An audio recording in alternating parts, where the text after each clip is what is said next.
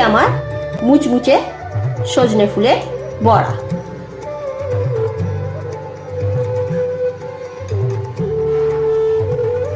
আজকের রেসিপি সজনে ফুলের বড়া। সঙ্গে থেকে দেখতে থাকো কিভাবে অতি সাধারণভাবে আমি সজনে ফুলের বড়া বানাই। মুচমুচে বড়া গরম ভাতে প্রথম পাতে।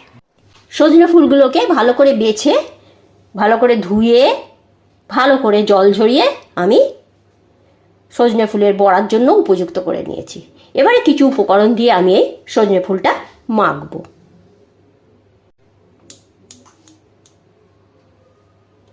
দু চামচে বেসন,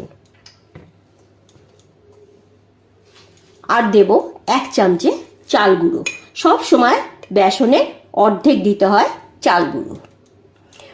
এবারে দেব কাঁচা লঙ্কা, ঝাল বুঝে 3টে 4টে 2টো, আমি এখানে 2টো দিয়েছি। দেব 1/2 চামচে কালো জিরে, দেব 1 চামচে পোস্ত ও সামান্য লঙ্কা গুঁড়ো। যেহেতু কাঁচা লঙ্কা দিয়েছি ওই জন্য সামান্য লঙ্কা গুঁড়ো দেবো। কেউ যদি ঝাল খেতে পছন্দ করে তাহলে 1 চামচে লঙ্কা গুঁড়ো দেবে। দেব হলুদ গুঁড়ো,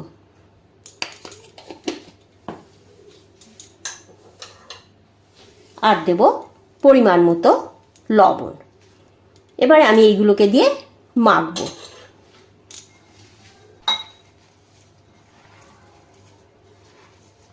আমি কোনো রকম জল ব্যবহার করছি না। লবণ দেওয়ার জন্য যে ফুল দিয়ে যে জলটা বেরোবে, আর এমনি ফুলেরও যে জলটা আছে ধুয়েছিলাম, সেই দিয়ে আমার এটা মাখা হয়ে যাবে।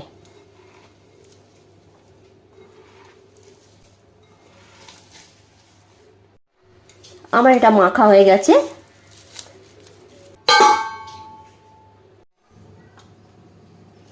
তেল গরম হয়ে গেছে। এবারে সজনে ফুল মাখাটা ঠিক এইভাবে গড়বো। এক একটা গড়ে গড়ে বড় ছোট নিজেদের পছন্দ অনুযায়ী করে আমি তেলে দেব।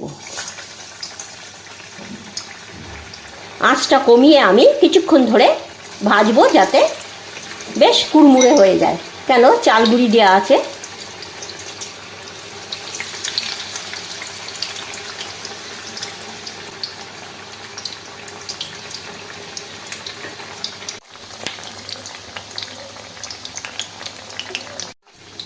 এবার আস্তে আস্তে বড়াগুলো আমি উল্টে দেব। একটু ধৈর্য ধরে এপিট ওপিট করে একটু ভাজতে হবে, তাহলে বেশ মচমচে হবে।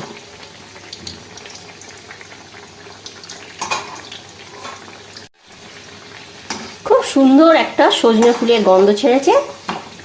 ভাজাও প্রায় হয়ে এসছে, বেশ মুচমুচে ভাজা হয়েছে।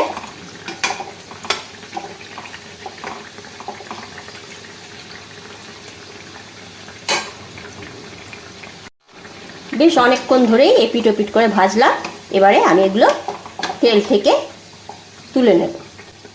কিছুক্ষণ কড়ার এরকম কানা এরকম ধরে রাখবো যাতে এক্সট্রা তেলগুলো পড়ে যায়।